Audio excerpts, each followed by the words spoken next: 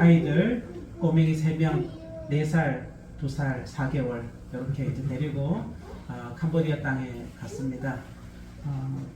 가는 직항이 없어서 태국 방콕 공항을 통해서 이렇게 캄보디아로 들어가게 되어졌고요. 그때만 해도 굉장히 열악하였고 낙후된 도시였습니다. 그 시내 수도에 신호등 하나가 없었습니다.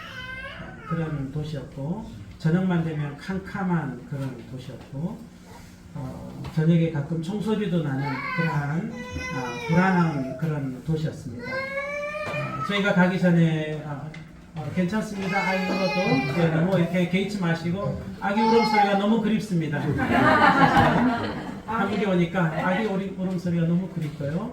전철을 타고 오다 보니까 꼬만한 여자아이를 이렇게 예쁘게 머리를 따주는 엄마의 모습을 보면서 참 아름답다라는 생각을 했습니다. 네, 한국에 정말 많은 아이들이 생겨났으면 좋겠고요. 캄보디아도 생각보다 아이들이 이제 많이 낳지 않은 것 같아요. 네, 그래서 참 안타까운 부분들이 있습니다. 여하튼 저희들이 이제 캄보디아에 가는 시점이 2005년이라고 하는 시점이 사실 캄보디아가 여러 가지 경제적으로나 정치적으로나 그렇게 자유롭지 못한 열악하고 낙후되어지고 또 유아 사망률이 굉장히 높은 그런 질병들이 많고 아직 치유받지 못한 캄보디아 하면은 딱 생각나는 4글자 여러분 아시죠? 킬링 필드, 죽음의 땅, 그렇죠? 죽음의 땅. 그 킬링 필드의 그 상처들이 아직 아물지 않고 여전히 그때의 사람을 죽였던 사람들과 또 죽임을 당해서 상처를 갖고 있는 가족들과 함께 어우러져 살아가는 그런 땅이었습니다. 그런 땅이다 보니까 여러 가지 부정적인 일들도 참 많고 또 경제적으로 사람들이 목매고 살아야 되는 그러한 생활해 나가기 위해서 처절하게 몸부림치는 그런 사람들도 많았습니다. 그런 땅에 2005년도부터 이제 시작해서 2년간 언어 공부를 마치고 또 그 시내에서 이제 또 한 2시간 반 정도 이렇게 떨어져 있는 그런 지방 소도시로 이렇게 저희들이 이동을 하게 되어졌습니다. 저희들이 가는 그 시점에만 해도 사실은 수도에는 많은 선교사님들이 이렇게 또 계셨지만 지방에는 거의 선교사님들이 계시지 않으셨습니다. 그래서 수도의 선교사님들은 수도에 계시는 그 현지인들을 전도하도록 맡겨드리고 저희는 또 하나님께서 주신 마음에 따라서 지방인 그 깜뽕짬이라고 하는 그런 지역으로 이동을 했습니다. 깜뽕짬 좀 생소하시죠? 네, 말들이. 그래도 뭐 짬뽕을 여러분 좋아하시니까 깜뽕짬 하면 비슷하게 생각나시겠죠. 깜뽕이란 말은요, 이 항구란 뜻입니다. 항구. 그 메콩강이 흘러 내려가죠. 중국에 있는 티베트부터 시작해서 태국, 라오스, 그리고 캄보디아, 베트남 해서 이렇게 한 5개 나라를 이렇게 흘러서 가는 4,350km의 아주 긴 최장의 동남아 최장의 강입니다. 그 강 옆에 나라가 강을 중심에 두고 나라가 이렇게 세워져 있는데요.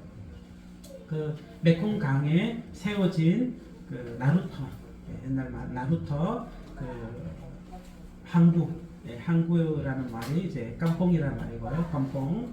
짬이라는 말은 기다린다 이런 뜻입니다. 기다린다. 그래서 여러분 우리 짬짬하다 이런 말씀 가끔 하시잖아요. 사투리로 기다린다 이런 말입니다. 그래서 기다리는 항구다 이런 뜻을 갖고 있습니다. 기다리는 항구. 누구를 기다립니까? 옛날에는 왕이 한번 그 자신의 마을을 찾아줄 것을 이렇게 기다렸다고 합니다. 그래서 저희 선교사님들은 깜봉짬에 사에 가시는 선교사님들은 이 뭐 저의 해석이지만 왕 대신 예수님을 기다리는 도시다.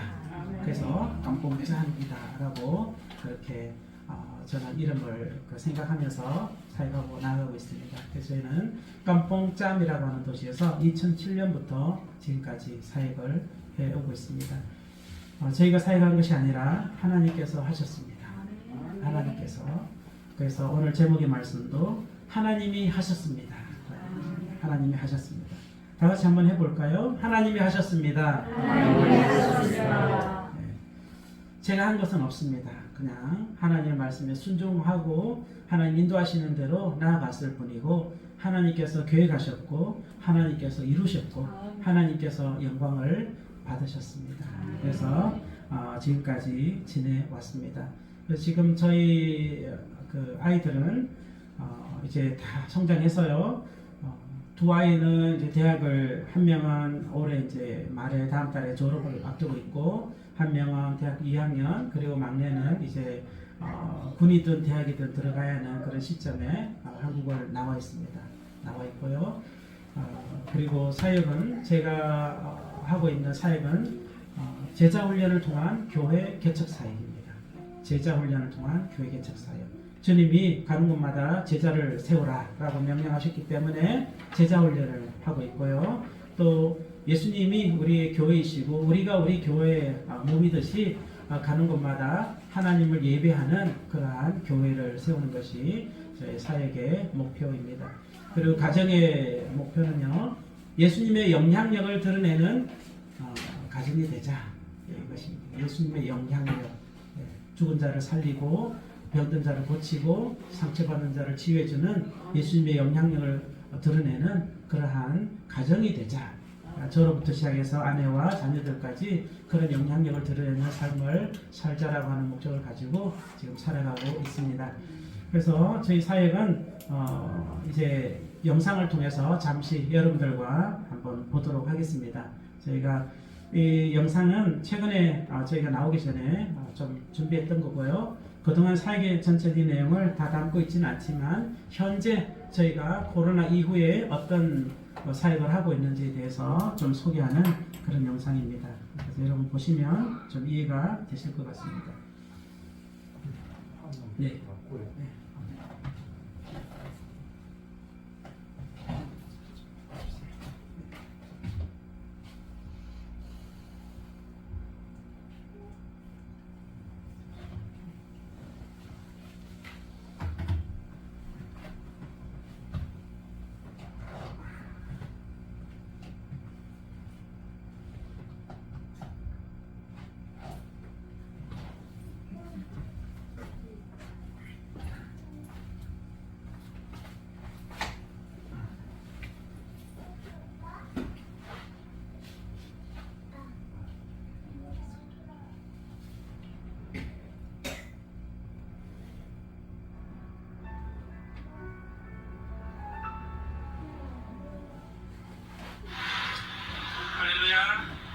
깜뽕짬에 있는 예수초청교회를 소개하겠습니다. 예수초청교회는 2014년 8월달에 프린집이라고 하는 깜뽕짬 동네에 세워졌습니다. 이곳에 교회가 세워지기 전에 2007년도부터 밀봉이라고 하는 지역에서 밀봉교회로 그렇게 처음 시작해서 2014년도에는 교회를 짓고 예수초청교회로 이렇게 이름을 붙였습니다. 그리고 꼬마 유치원인데요. 꼬마 유치원은 2019년도에 시작하게 되어졌습니다. 이제 꼬마 유치원을 잠시 들어가서 살펴보도록 하겠습니다. 저희 꼬마 유치원은 세 가지 목적으로 유치원이 시작되어졌습니다. 첫 번째는 어린 아이들에게 예수님의 복음을 전하는 첫 번째 목적이 있고요. 두 번째로는 우리 현재 살고 있는 사역자들에게 직업을 주기 위한 그런 목적이 있습니다. 또한 세 번째는 꼬마 유치원과 함께 예수초청교회가 연결되어져서 예수초청교회가 자립할 수 있도록 재정적으로 자립할 수 있는 그러한 한 1년의 목적으로 이렇게 꼬마 유치원이 세워졌습니다. 꼬마 유치원은 현재 2개 반이 운영이 되어지고 있고요. 어린 반 3세, 4세, 5세 그리고 또 하나의 반은 6세 이렇게 5세, 6세 반 있습니다. 그래서 2개 반에 지금 현재 어린아이들이 24명 지금 아이들이 공부를 배우고 있습니다. 이곳은 공부 중에 쉬는 시간에 아이들이 나와서 놀 수 있는 놀이터입니다. 모래놀이 할 수 있고요. 여기는 식물을 갖고 있고요. 아이들이 모래놀이를 하고 난 이후에 발을 씻고 나오는 곳입니다.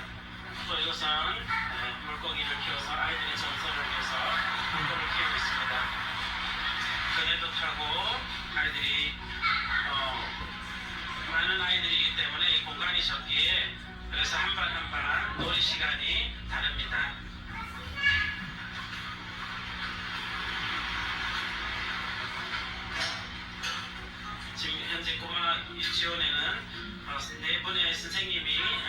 사역을 돕고 있습니다. 세 분의 선생님은 오전에 이렇게 사역을 하고 있고 한 분의 선생님은 오후 반에서 오후에 아이들이 오면 그 아이들을 돌보고 있습니다. 이곳은 선생님들이 수업 준비를 하는 사무실입니다. 사무실 안쪽에는 자재실이 있고요.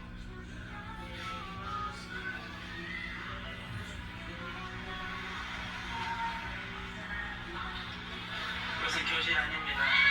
교실 안에 아이들이 지금 잠시 쉬는 시간을 가지고 간식 시간입니다. 네. 이 교실 안은 이렇게 준비가 되어졌고 영역별로 가르치고 있습니다. 이곳은 아이들이 노는 다용도실로서요. 여기 자전거를 이렇게 한 방향으로 자전거를 탈 수 있도록 해놓고 그리고 아이들이 나와서 놀 수 있는 그런 그림들을 이렇게 그려 놓았습니다.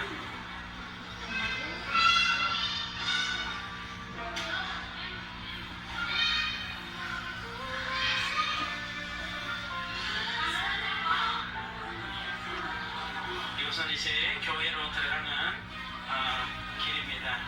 이 건물입니다.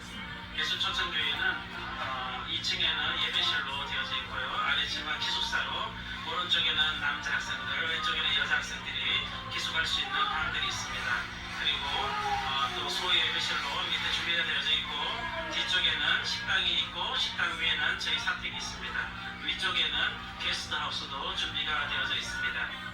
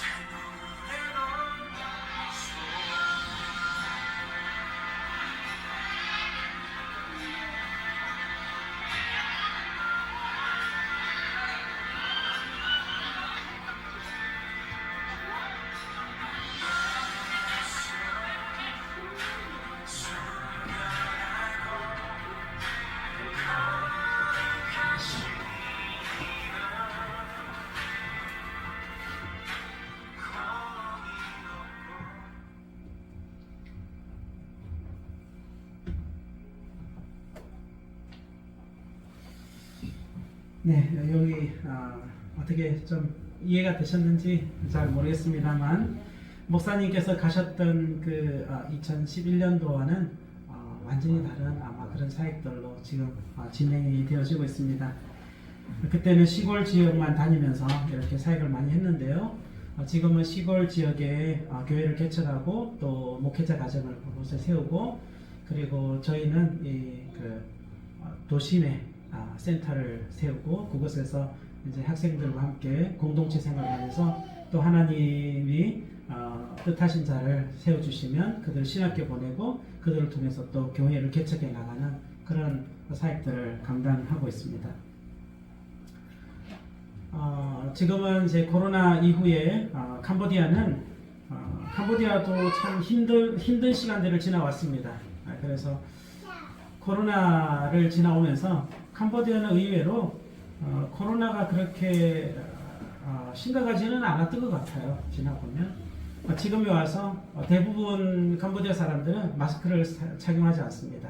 이제는 거리뿐만 아니라 관공서에 들어가도 이제 그렇게 마스크를 권하지도 않고 쓰지도 않는 그런 일상의 모습을 볼 수 있습니다. 한국에 오니까 여전히 이제 날도 추우니까 차라리 마스크 쓰는 것도 괜찮겠다라는 생각이 드는데요. 캄보디아는 기본 30도고 30도에서 이제 비가 오면 좀 떨어졌다가 비가 오지 않으면 한 35도까지 올라가는, 그래서 날씨는 굉장히 무더운 그런 날씨가 이제 12개월 계속 진행되어진다고 보면 되고요. 지금 현재는 11월 달은 바람이 그래도 제법 많이 불어줍니다. 그래서 바람이 불 때는 시원한 그러한 기분을 느낄 수 있고 또 바람이 불다가도 불지 않으면 여전히 그 땡볕에서 땀을 흘려야 되는 그런 기후 조건을 가지고 있습니다. 여러분 캄보디아란 나라를 좀 이해하시죠? 요즘 뭐 TV에서도 많이 방영을 되고 하기 때문에 또 여러 간증하시는 분들도 캄보디아에 대한 소개들을 많이 하기 때문에 일반적인 캄보디아에 대한 소개는 하지 않도록 그렇게 하겠습니다. 기본적으로 또 이해하시고 상식적으로 아시는 부분들이 많기 때문에 캄보디아는 굉장히 그 삶의 모습이 크게 차이가 납니다. 빈부격차가 심하기 때문에. 그래서 아직도 도심은 어떻게 보면은 한국의 중소도시처럼 살지만 시골은 1920년대처럼 사는, 아직도 대장간이 있고 말들이 돌아다니고 그런 곳들입니다. 그래서 도시와 시골은 굉장히 크게 차이가 나고요. 도시의 대부분 보면 사찰들이 참 많습니다. 사찰들이 동서남북으로 큰 사찰들이 하나씩 다 이렇게 위치를 잡고 있고 중심에 또 큰 사찰이 있고 해서, 그래서 캄보디아는 불교의 나라입니다. 불교 95%가 불교의 사람들입니다. 아직 기독교는요 굉장히 아직은 적습니다. 기독교는 한 1% 조금 넘나 그 정도 됩니다. 그래서 사실 통계도 잘 내기 어려운 적은 숫자를 가지고 있습니다. 하지만 그 영향력이라고 하는 것은 굉장합니다. 왜냐하면 그 불교의 나라에서 부활절 또 성탄절 되면 같이 연합 예배로 모이는 그 숫자는 또 이거 말할 수 없을 정도로 많이 모입니다. 그래서 그들의 삶의 모습은 불교를 하더라도 또 그들이 기독교를 많이 접하고 있는 그런 부분들이 있다는 것 현재의 모습입니다.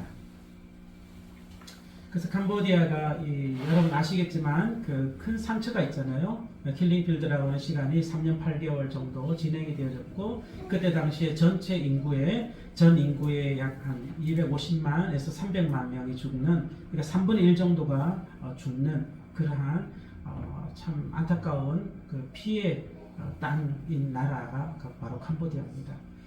그렇게 75년도부터 79년도까지 그런 엄청난 환란을 겪고 난 이후에 여전히 치유되지 못하고 계속 내전이 일어나고 그렇게 진행이 되다가 정치적으로도 굉장히 불안하고 또 베트남, 옆 나라가 베트남이거든요. 베트남의 그 지배를 받고 그렇게 또 살았습니다. 태국으로부터 1년, 베트남으로부터 3년, 또 그리고 일본으로부터 제2차 세계대전 때 일본으로부터도 통치를 받고 있었고 그 전에는 프랑스로부터 또 90년 동안 이렇게 지배를 받았던 그런 나라가 바로 캄보디아입니다. 캄보디아의 역사를 이렇게 쭉 보면요, 한국 역사하고 그렇게 다르지가 않아요. 많은 우리나라도 930여 해 침략을 받았다고 역사책에서 예전에 읽었던 적이 있는데 930여 해를 이렇게 침략을 받았던 것처럼 캄보디아도 이렇게 적은 나라의 중심에 있다 보니까 굉장히 많이 지배를 받았습니다. 근데 처음부터 그렇게 지배를 받은 것이 아니라 처음에는요 우리나라도 이게 고구려 때 이렇게 광개토 대왕을 통해서 중국 만주까지 다 이렇게 차지했지 않습니까? 그 캄보디아도 마찬가지입니다. 초창기에 그 첼라라고 하는 그 당시에 수리아 바란만, 자이아 바란만 앙코르와트를 세웠던 그 왕 당시에는 태국도 그 앙코르 제국이었고요. 베트남도 앙코르 제국이었습니다. 그러니까 그때 당시에는 한국처럼 굉장히 큰 지역을 앙코르 제국이 장악하고 있었습니다. 그러다가 이제 태국의 그 시암족으로 인해서 또 캄보디아가 이렇게 뺏기게 되어지고 또 베트남 쪽 때문에 또 뺏기게 되어지고 해서 지금은 면적이 그래도 우리나라보다 약 2배 가까이 1.8배 정도 큰 나라, 그리고 인구는 우리나라의 한 4분의 1 정도밖에 되지 않는, 그래서 빈 땅이 많고 노는 땅이 많습니다.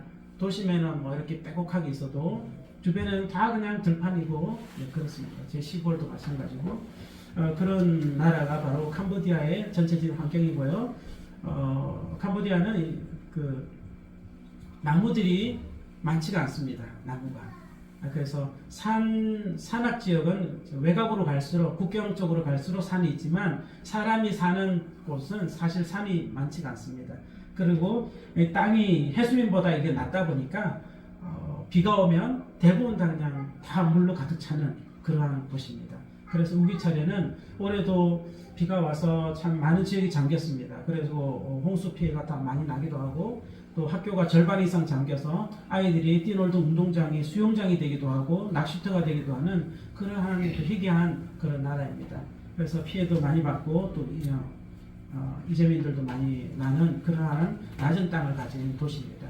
그러다 보니까 길은 이렇게 뚝을 높여서 길을 만들어서 사람들이 다니고는 하는 그러한 도시, 그런 나라가 바로 캄보디아입니다. 대강 캄보디아의 정서는 그렇습니다. 그래서 도시와 시골은 큰 차이가 난다는 거예요. 시골 사람들이 엘리베이터를 한 번도 타본 적이 없어요. 그러니까 엘리베이터를 타기 전에 신발을 벗어놓고 탄다. 에스컬레이터를 탈 때 신발을 벗고 타요. 어떻게 타야 될지는 모르니까 앞에서 망설이는 사람들도 많습니다. 그러니까 도시에 사는 사람들은 익숙해져서 이제는 괜찮지만 시골의 사람들은 도시에 가는 것조차도 사실 두려움이 있어요. 너무 깨끗한 곳에 들어가기 때문에 들어갈 때 어떻게 들어가야 되는지도 모르고, 또 가서 뭘 하나 구입을 하려고 해도 쉽지 않은 그러한 그 빈부의 격차가 굉장히 심하고, 도시와 또 농촌의 그 차이가 굉장히 큰 나라가 바로 캄보디아라고 하는 나라입니다. 이 나라에 저희가 이제 들어가서 사역을 해 나오면서 세계관 자체가 틀리기 때문에 캄보디아는 인도와 차이나의 영향을 받고 있습니다. 문화적으로. 그리고 한국은 중국의 영향, 유교의 영향을 받고 있잖아요. 하지만 캄보디아는 인도와 힌두교의 영향, 그리고 불교의 영향, 또 차이나, 중국의 영향 같이 이렇게 동일하게 받고 있는 나라가 캄보디아입니다. 그래서 힌두교로부터 시작을 했죠, 캄보디아는. 그래서 아직도 여전히 힌두교 사원인 앙코르와트의 그 중심 사원은 힌두교 사원입니다. 그리고 그 외에 이제 바이온 사원이나 이런 것들은 다 불교 사원입니다. 그래서 힌두교가 한 200년 정도 장악을 하고 있다가 나머지는 이제 불교로 다 가는, 그래서 지금까지도 불교로 내려오는 그런 나라가 캄보디아의 세계관입니다. 이 캄보디아는요, 한국 사람들과 생각 자체가 많이 틀려요.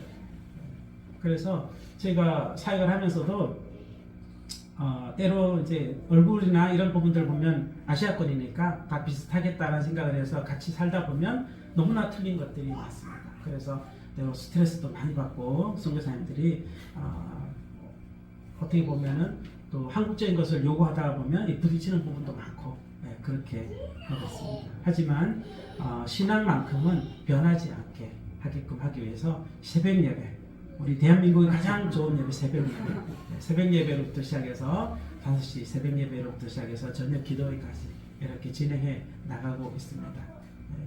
문화는 틀리지만 신앙은 같잖아요. 하나님 믿는 것은 똑같기 때문에. 그래서 그렇게 나가고 있습니다. 최근에 지지난 주죠. 11월 5일 날 저희 사역자 한 분을 또 결혼을 시켰습니다. 사역자를 결혼시킨다는 건요, 캄보디아에서는 굉장히 큰 사역입니다. 왜냐하면 크리스천을 만든다는 것도 쉽지가 않지만 지도자를 만든다는 것은 더 힘들고요. 지도자에게 있어서 크리스천 가정을 만든다는 것은 정말 하나님의 특별한 은혜가 아니면 불가능하다라고 보는 것이죠. 그래서 저희가 함께 살아왔던 10년, 11년 같이 동고동락했던 그 한 명의 자매와 한 명의 형제가 어려운 가운데서 만나서 교제해서 지난 1월 1일 날 약혼을 하고 1개월을 기다렸다가 약속을 잘 지키면서 부부처럼 살지 않고 약혼자처럼 살면서 그렇게 잘 지냈다가 하나님의 은혜로 이렇게 지난 11월 5일 날 결혼을 하게 되었습니다. 결혼을 하면서 결혼하고 또 결혼하기 전에 집을 또 필요하니까 하나님이 또 집을 주셨어요. 그래서 집을 또 세우고 결혼하고 결혼식을 교회에서 예배드리고 하나님께 감사 예배를 드리고 결혼 예배 또 이제 3, 4일 뒤에 신부의 집에 가서 그곳에서 또 예배와 전통 예식, 혼례식을 하루 종일 그렇게 했습니다. 제가 예배를 이렇게 진행하면서 또 참여하면서 또 신랑의 아빠가 돌아가셔서 안 계셔서 제가 이제 아빠를 하면서 전통 혼례식을 이렇게 치르면서 보면서 결혼식은 참 두 번 할 것이 아니구나. 너무 힘들더라고요. 너무 결혼식 하는 사람들이 너무 힘들겠죠. 근데 옆에 있는 사람도 쉽지가 않아요. 뭐 어떻게 예식이 많은지 하루 종일 예식을 하는 거예요. 저녁 늦게까지 또 이렇게 피로연을 하는 거예요. 손님들을 초청해서 밥을 먹고 또 춤을 추고 그러면서 12시까지 그렇게 하는데 결혼은 두 번 할 것이 못 된다 이런 생각을 하면서 한 번 결혼하고 잘 살자 그런 생각이 들더라고요. 근데 왜 캄보디아는 또 결혼식 그렇게 화려하게 잘하면서 이렇게 또 헤어지는 것도 잘해요. 헤어지는 것도. 그래서 결혼식 하고 난 이후에 우리는 이렇게 결혼했다 하면서 이렇게 많은 사람들에게 이렇게 홍보하고 난 이후에 사는 모습은 너무나 다릅니다. 이렇게 헤어지는 사람도 많고, 그냥 헤어짐도 그냥 같이 안 사는 그런 별거 하는 사람들도 많습니다. 공식적으로 이혼하는 게 아니라 그러다 보니까 자녀들이 노출되어져서 자녀들이 방황하는 그런 사례들이 정말 많습니다. 캄보디아의 가정이 건강하지 않습니다. 그래서 저희는 크리스천의 건강한 가정을 만들기 위해서 그렇게 좀 기도하면서 애를 쓰고 있습니다. 예배를 드리면서 11월 5일 날 예배를 드리면서 예배가 이제 마쳐지고 예배 때에 이제 축구하는 아이들 참석하고 또 성도님들도 오시고 그리고 이제 주변에 계신 선교사님들도 한 10여 명 오셔서 같이 이제 결혼 예배를 하나님 앞에 드렸습니다. 결혼 예배를 다 마치고 이제 광고를 이렇게 할 때 제가 선교사님들도 다 이제 교회사에 가시는 분도 있고 뭐 다 유치원사에 가시는 분들도 있고 이렇게 했는데 그분들에게 이런 이야기를 했습니다. 광고를 하면서 시작하면서 현지인 지도자 가정을 세우는 것이 참 힘듭니다. 이분들을 현지 지도자 가정으로 세우는 거 정말 힘들게 세웠습니다. 이렇게 제가 이야기를 했습니다. 제가 이야기를 하고 난 이후에 이제 저녁이 되어졌어요. 제 마음에 하나님이 주시는 그 무거운 어깨를 짓누르는 짐이 있었어요. 내가 왜 그 말 시작 서두를 현지 지도자 가정을 힘들게 세웠습니다 라고 말하는 그 말에 대해서 하나님은 저에게 자꾸 질문하시는 거예요. 뭐라고 질문하시는 거예요? 네가 세웠냐? 라고 하시는 거예요. 너가 세웠니? 아닙니다 주님. 주님이 세우셨죠. 너가 한 것이 뭐냐? 저는 그냥 순종했을 뿐입니다. 하나님 저에게 계속 질문하시는데 제가 하나님 앞에 회개할 수밖에 없었습니다. 하나님 죄송합니다. 제가 하지 않은 일을 제가 했다라고 사람들에게 공포했고 그래서 하나님 죄송합니다. 제가 잘못했습니다. 하고 하나님 앞에 회개를 하고 그때 참석했던 선교사님들에게 다 카톡으로 이메일을 썼어요. 왜냐하면 하나님 앞에 죄송한 것은 제가 회개하면 되잖아요. 근데 그분들은 이미 다 말을 들었잖아요. 물론 그분들이 공감하지 않는 것이 아니에요. 현지 지도자 가정을 세우는 것이 얼마나 어려운지 알아요. 공감하는 부분이에요. 하지만 그것이 하나님의 영광이 되지 않고 나의 영광이 되어졌다는 그 사실들에 대해서 죄송합니다. 제가 이런 잘못된 말을 했습니다. 하나님의 영광을 가렸습니다. 그래서 제가 그분들에게 다 카톡을 다 써서 그분들에게 개인적으로 다 드렸어요. 왜냐하면 그분들에게도 바로 잡아야 되니까 제 잘못을. 그래서 제가 잘못을 하나님 앞에 회개하고 그분들에게도 사과하는 그런 시간들을 가지면서 제가 오늘 이 말씀을 준비했습니다. 오늘 이 말씀은 사울에 대한 내용인데요. 이 말씀을 저희가 요즘에 사무엘상을 계속 현지인들하고 같이 아침에 묵상하고 나아가고 있거든요.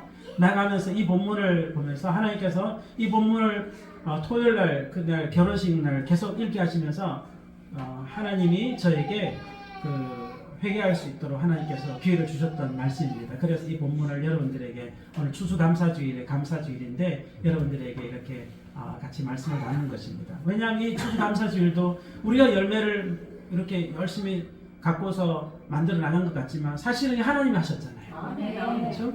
하나님이 햇볕과 하나님이 비를 주시고 하나님이 다 하시지 않았으면 우리가 어떻게 이 과일들을 맛볼 수 있으며 이 야채들을 통해서 우리 음식을 할 수 있겠습니까? 하나님이 하셨거든요. 그래서 하나님 하셨습니다 하면 이 사실 추수감사주일에도 맞는 설교 제목이 아닐까라는 생각을 했기 때문에 하나님이 다 하셨어요. 사실 우리가 지금까지 지내온 것도 하나님의 은혜요.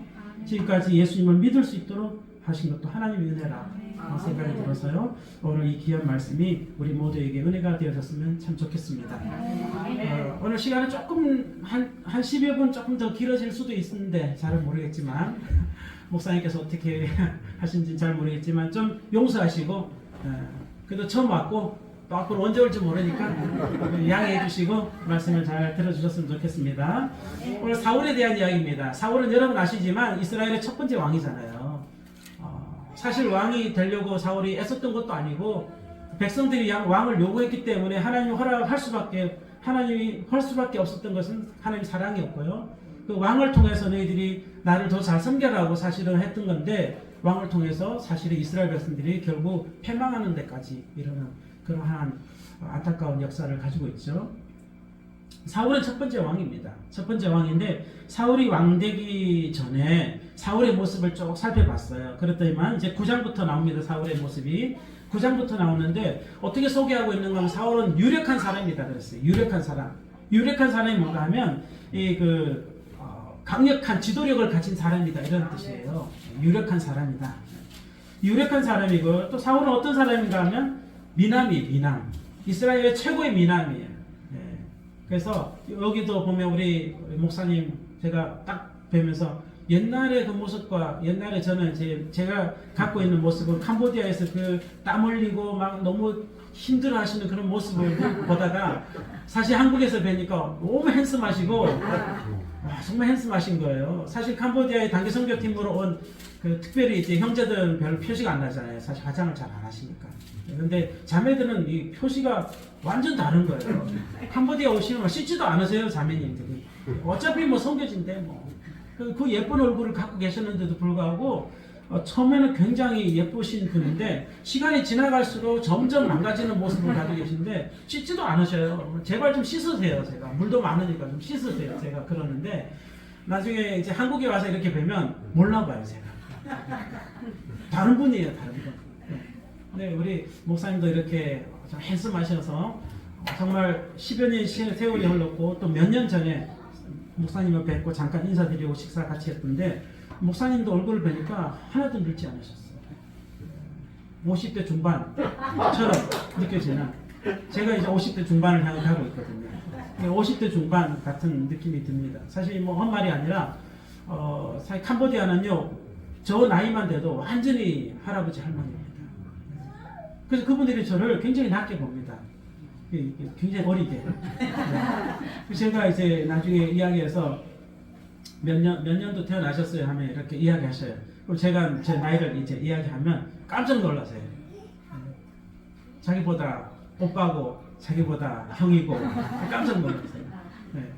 그래서 와 한국에 물이 좋구나 그렇게 생각들 하시겠지만 여하튼 이 사울은 미남이에요. 미남. 최고의 미남이라고 성경은 말하고 있어요. 그리고 3절에 보면 사울은 부모님에게 아주 순종을 잘했던 사람인 것 같아요.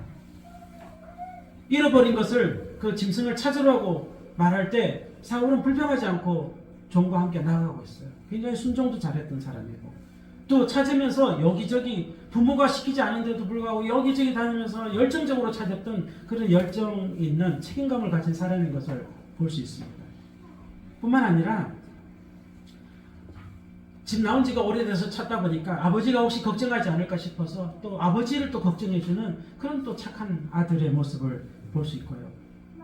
선지자를 만나러 이제 사무엘이 선지자 아닙니까? 사무엘을 만나러 가자고 했을 때 우리가 뭐 별로 가진 게 없는데 어떻게 사무엘에게 예물로 드리고 우리가 그의 지도를 받느냐 해서 정말 예의 바른 모습도 좀 볼 수 있습니다.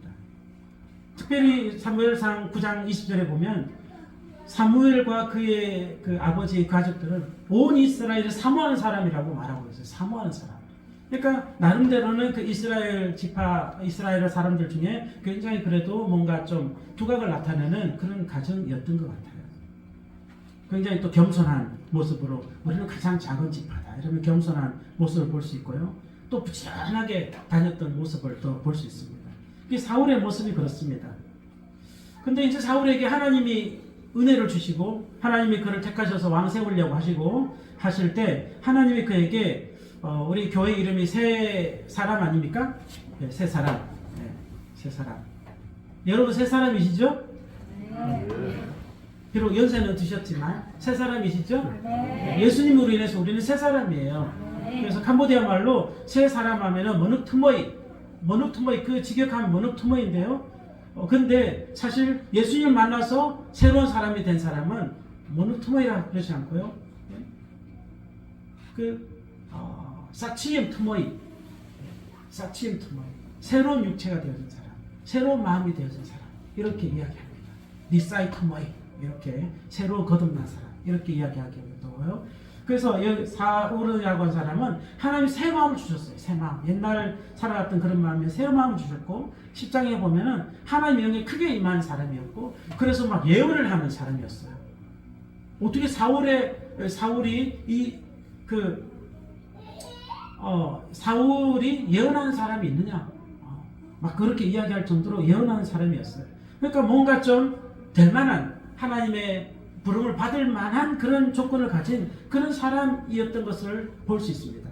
그런데 이제 사울이 왕으로 인정을 받으면서요. 왕으로 세워지면서 그런데 이제 문제가 발생하죠. 사울 시대엔 사실 세 나라와 전쟁을 했습니다. 처음 암몬이라고 하는 나라하고 전쟁을 했고요. 그 암몬 전쟁이 이제 사울의 데뷔전이에요. 왕으로서 자리매김을 하는. 그래서 만 2년 만에 일어났던 전쟁이었는데 암몬 전쟁을 통해서 이제 사울이 나는 진짜 왕이다. 그래서 그 전쟁 끝나고 난 다음에 사울을 추종하는 사람들이 사울이 왕되지 못하고 말했던 사람들 다 찾아서 내가 죽이겠다. 뭐 이렇게 이야기할 정도로 사울이 데뷔전을 아주 잘 치렀어요. 그래서 암몬 전쟁에서 그렇게 했고 그리고 난 이후에 이제 13장에 보면 블레셋과의 전쟁이 일어납니다. 그 블레셋과의 전쟁에는 사울이 굉장히 교만했던 것 같아요. 왜냐하면 암몬 전쟁 때는 사실 33만 명의 군사를 모집했어요. 근데 블레셋과의 전쟁은 그 블레셋 용사들이 얼마나 많은가 하면 그 블레셋 사람들은 3만 6천 명이 왔거든요. 그리고 백성들은 뭐 사실 큰 무기를 들지 않는 사람들일 수도 있겠지만 그 사람들은 바다의 모래수와처럼 많았다고 했어요. 그런데 사울은 몇 명을 등장시켰는가 하면 딱 3천 명만 데리고 나갔습니다. 3천 명. 자기가 2천 명, 아들이 1천 명. 이렇게 3천 명. 그러니까 굉장히 아마 그 암몬과의 전쟁에서 굉장히 많이 교만해졌던 것 같아요. 그래서 블레셋과의 전쟁에 3천 명 딱 데리고 나갔는데 이제 나갔던 사람들이 완전히 겁에 질려서 막 도망가고 굴에 숨고 바위 틈에 숨고 막 그렇게 하는 그런 모습들이 있습니다. 결국 그 모습 때문에 사울은 잘못된 망령된 제사를 하나님 앞에 드리게 되죠. 사무엘이 해야 되는 걸 자기가 해버리죠. 왜냐하면 그 현상이 막 백성들이 도망가고 군사들이 숨고 막 이렇게 하니까 이 현상들을 딱 보자마자 안 되겠다 싶어서 빨리 전쟁을 치러야 되겠다라는 생각을 해서 그래서 망령된 제사를 행하게 되죠. 그때부터 시작해서 하나님의 이제 실망을 주게 되어지죠. 하나님 실망. 그래서 결국 이 14장에 넘어가면 아말렉과의 전쟁을 이제 합니다. 이 세 나라 족속들과 전쟁하는데 아말렉과의 전쟁에서 결정적으로 하나님께 버림을 받게 되었습니다. 결정적으로. 아말렉과의 전쟁에서. 왜냐하면 그 전쟁에 하나님이 진멸하라, 완전히 다 없애라 했는데 남겼잖아요. 우리가 잘 알듯이 남기는 그것 때문에 하나님께 결국 버림을 받게 되었습니다. 그때. 그런데 사울의 모습을 이렇게 잘 살펴보면 사울이 왜 하나님께 버림을 받을 수밖에 없었는지를 좀 이렇게 말씀을 통해서 곰곰이 생각해 봤어요. 왜 제가 이런 말씀을 생각했는가 하면 이 정말 중요한 내용이 있었기 때문에 저도 거기에 해당하고 여러분들도 거기에 해당할 수 있기 때문에 이 말씀을 드리는 거예요. 사울이 하나님으로부터 버림을 받고 왕 세운 것을 후회하시게 되어지고 왕의 나라가 길지 않도록 그렇게 하나님이 말씀을 사무엘을 통해서 주시고 했던 그 이유가 뭔가 하면 바로 자기 자신이 스스로 왕이 되고자 했던 것입니다. 스스로 왕이 되고자. 하나님이 왕으로 이렇게 세워주셨는데 하나님이 주체잖아요. 왕 세워주신 주체. 그런데 이제는 사울이 자기 스스로 왕이 되고자 했던 그 교만함 때문에 결국 하나님께 버림을 받았습니다. 아말렉과의 전쟁에서 그는 가는 곳마다 무엇을 세우는가 하면 기념비를 세웠습니다. 기념비. 오늘 말씀에 기념비 내용 나오죠? 네, 12절 말씀에 기념비 내용이 나옵니다. 기념비를 세웠어요. 기념비에 하나님의 영광을 위해서 세운 게 아니라 자기를 위해서 세웠다라고 12절에 보면 분명하게 기록하고 있습니다. 네?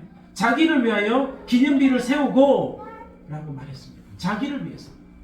그러니까 자기 자신을 위해서 기념비를 세웠다는 말은 결국 자기는 왕이기 때문에 왕으로서 이제 자리매김을 나 스스로 해 나가겠다는 거예요. 하나님과는 관련 없이 살겠다는 거예요. 그래서 기념비를 세워 나가기 시작했습니다. 이것이 결국 사울의 마음이 있다 보니까 그가 사무엘의 지적을 받았음에도 불구하고 이 애매한 소리 무슨 소리죠? 라고 했을 때 그것은 사실은 당신의 하나님께 제사하려고 남겨둔 재물일 뿐입니다. 나는 하나님 말씀 다 따랐습니다. 라고 핑계대고 뻔뻔하게 그렇게 이야기하는 거짓말하는 그러한 마음으로 나아갔죠. 그 결국 성경을 보면 사무엘은 딱 두 가지를 지적했는데 하나님을 따르지 않은 것과 또 하나님의 말씀을 지키지 않은 것과 이 두 가지를 이야기하고 있습니다. 결국 우리는 교만해지고요. 내 스스로가 나의 인생의 주인이라고 생각되어질 때 나는 어떻게 되는가? 하나님 따르지 않죠. 예수님 따르지 않죠. 하나님 말씀 아무런 가치 없이 보죠. 하나님 말씀 지키지 않죠. 행하지 않죠. 결국 그렇기 때문에 이 사울은 사실 그가 하나님께 버림받은 이후 거의 38년을 왕으로서 재임을 했지만 얼마나 그의 삶이 참 비참합니까? 왕으로 뺏길 것 같아서 다윗을 죽이려고 한평생 쫓아다니고 그렇게 살았지 않습니까? 사실은 행복한 거 없이 그렇게 살았잖아요. 얼마나 참 비참한 인생입니까? 오늘 이 말씀을 보면서 제가 자세하게 말씀을 나눌 수는 없지만 이 말씀을 보면서 정말 중요한 것은요. 하나님이 하셨습니다. 이것을 잃어버린 거예요. 하나님이 사울을 왕 세워주셨습니다.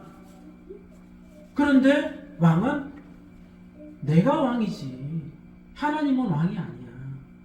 관련 없이 산 거예요. 그러다 보니까 결국 그의 인생이 지적을 받았음에도 불구하고 하나님이 가르쳐 줬음에도 불구하고 그것을 받지 않고 배척하고 오히려 위협하고 사무엘을 위협해서 그래서 억지로 제사하게끔 하고 그런 안타까운 삶을 살았던 거예요. 제가 현지 지도자 가정을 세우는 것이 참 힘들었습니다 라고 말할 때 이것이 제가 한 것이 아닌데 제가 마치 사울처럼 내가 한 것처럼 그렇게 현지 지도자 가정의 예시 끝에 그렇게 광고했던 것이 내 마음에 얼마나 많이 저 마음을 누르는지 제가 하나님 앞에 회개할 수밖에 없었고 많은 사람들에게 저의 잘못을 시인하고 고백할 수밖에 없었던 것처럼 저의 삶의 모습이 하나님이 기뻐하지 않으면 하나님이 그렇게 가지 못하도록 만들어 주신다는 거예요. 하나님이 그렇게 무거운 마음을 주셨는데도 불구하고 하나님 아시잖아요 라고 뻔뻔스럽게 이 사울처럼 하나님 사실 누가 이 사역자 왜 세운지 아세요? 하나님이 교회를 하라고 세운 거 아니에요. 하나님 날 위해서 세웠나요? 하나님 위해서 세웠잖아요 라고 말할 수 있는 거예요. 사울처럼 하나님께 예배 드리려고 남긴 거잖아요. 다만 하나님께 예배 드리려고 남긴 거예요 라고 말할 수 있는 거거든요. 근데 하나님 그거 기뻐하지 않으셨어요. 하나님이 그런 부분들을 다 죄로 여기시고 사울을 버렸거든요. 우리가 지금까지 살아온 모든 시간들 내 인생의 주인조차도 하나님이신 것을 우리는 고백해야 되고 내가 이뤄놓은 뭔가가 있다면 그것이 내가 이룬 것이 아니에요. 하나님이 그렇게 은혜 주시지 않고 그렇게 인도해 나가지 않았다면 사실은 아무것도 아닌 거예요. 아무것도 아닌 거예요. 우크라이나 전쟁을 우리가 보고 있습니다.